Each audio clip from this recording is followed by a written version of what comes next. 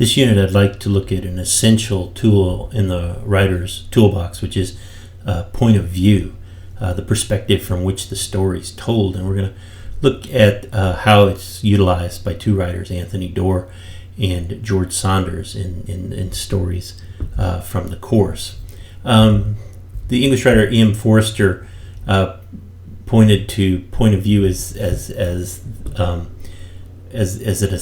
central tool in fiction, that what it gives the writer is access to a character's hidden life, and that's what draws us to fiction as readers, that we can go into the heads of these characters and come to understand their world and how that is balanced against our own kind of perspective of the world. And so that hidden life is laid open in the stories that we have in this unit. We have a contrasting sense of point of view in them. We have Doerr's story, which is told in third person, which is where the characters are narrated, and Doerr has a limited ability to look into the minds of characters. In particular, he utilizes Tom's mind to tell the story. And then in Saunders' story, which is a first-person account of a returning war veteran.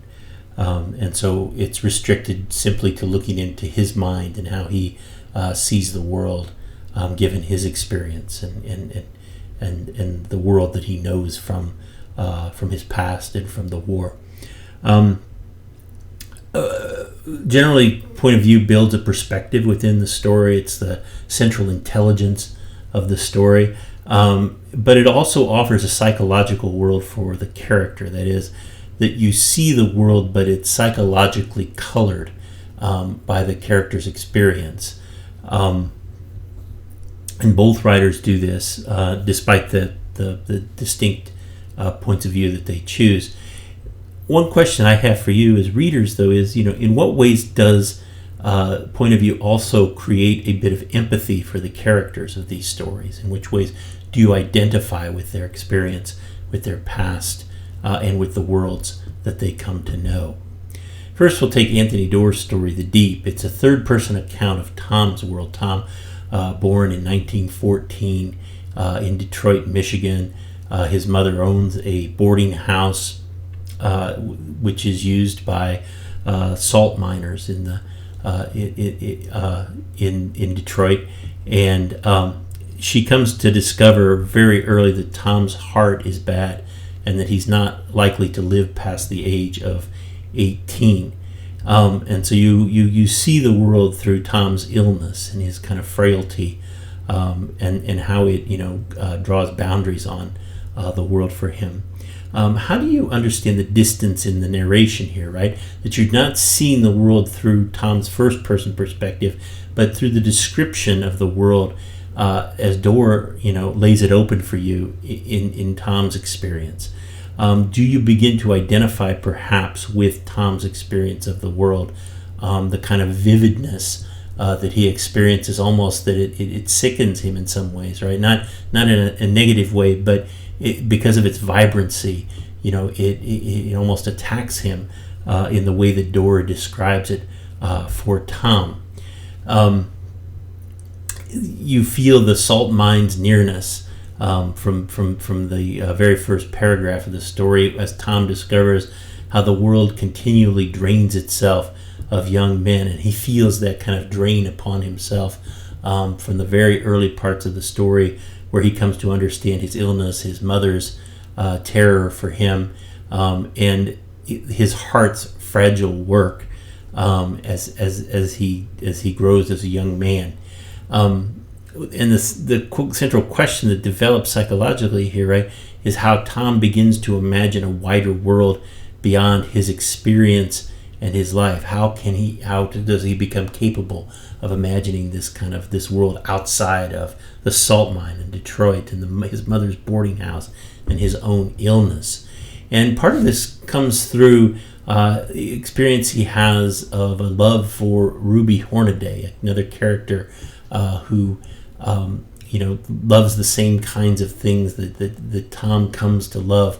That she loves kind of the exploration of waters and the sea imaginatively, And as she shares that with, she leads him into places he's never dreamed existed, to the sea, to a marsh and pond nearby their home neighborhood.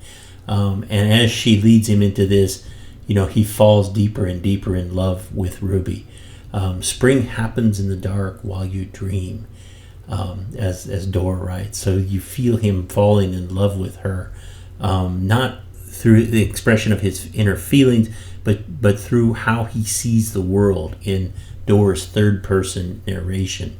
This also comes out as 1929 rolls around, and the Great Depression of the United States, the economic collapse there, and eventually the loss of Tom's mother, where he inhabits the boarding house, which is wadded with silence, as Doerr says, right? So you don't get a direct experience of what Tom feels, but instead you feel how he sees the house and how he understands the house. He leaves the house and goes on to live with one of the aging boarders who had left the home, and he tries to reconnect with Ruby later in the story, as he writes her a note. I am lonely as the Arctic Sea. And she reconnects with him, and they go to the aquarium in Detroit, depicted here in a postcard, and he spends the day with her, walking around with her young child, and he has an experience of life, of what it would be like to be with her, what it would be like to be with her at the bottom of the sea, exploring, and then he has to give her up. And that sense of how he gives up life, as he watches Ruby disappear in pieces in the crowd. Doerr draws out that sense of emotion, of loss and resignation into death that Tom feels. In comparison, we can look at George Saunders' story Home, which is a first-person account of Mikey, a returning war veteran.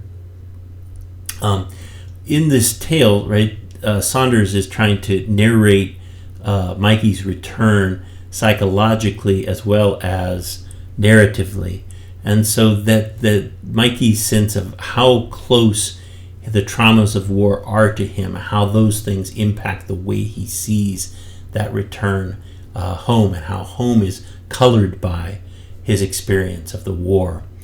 And in terms of the reader's question here is, do you develop empathy for the I that Saunders narrates on the page, and the I's immediate experience and memory of trauma? In what ways does that draw you into Mikey's story, the use of first person here instead of third? And so in some ways, Saunders is trying to narrate Mikey's story not only through the depiction of the events in action, but also in how the story is told here. Right? When he goes home to see his mother emerging from the creek bed, again, as he says it from the very first sentence, he realizes his mother is going to be evicted from the place, and the landlord who's evicting her, says to Mikey as he's handing his mother the eviction papers, "I'm grateful for your service." And so Mikey is in this strange kind of overturned world, where he's given of himself and yet comes home to a world that is marked by dispossession. As people, kind of question where he's been, he's like, "I've been away at the war. Maybe you've heard of it." And so his re-entry into home is greatly complicated by this. He comes to discover a new world of home here. When the sheriff comes to finally evict Mikey's mother, he himself, the sheriff, will admit everything is backward and inverted, and Mikey is coming slowly to realize that. But all of these things are kind of colored by the traumas that he's experienced in the conflict and in combat. As he notes, Mikey does, "Through me runs the power of recent dark experience." And so he never quite comes back to what exactly happens in his war memories, but the way in which he sees this world is definitely colored by that recent dark experience of war. And so as the story goes, right, Saunders narrates this Mikey, and as he tries to kind of rebuild himself psychologically, returning home from war. That was just one of my feelings. Did I want all home here? As so, can he return? So what you get is this kind of fragmented first-person discovery of a world and a self here, right?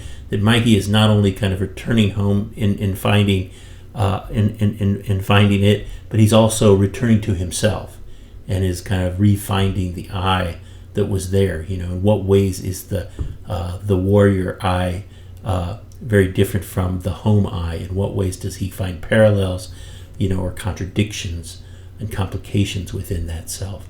At one point he confesses, to himself, "Mommy, let me kneel at your feet and tell you what me and others did at Al Raz." That sense of like wanting to unburden himself, but yet, we're keeping silence of what he's seen and what he's done.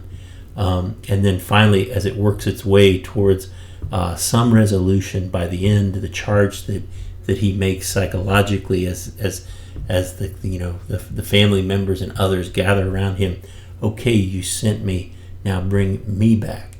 And that me there, right, is both the me in the sense of now bring me, Mikey back, but also like bring me that inner self back. In what ways can it be recovered, and in what ways has it been lost? Both these writers do an excellent job of utilizing point of view here.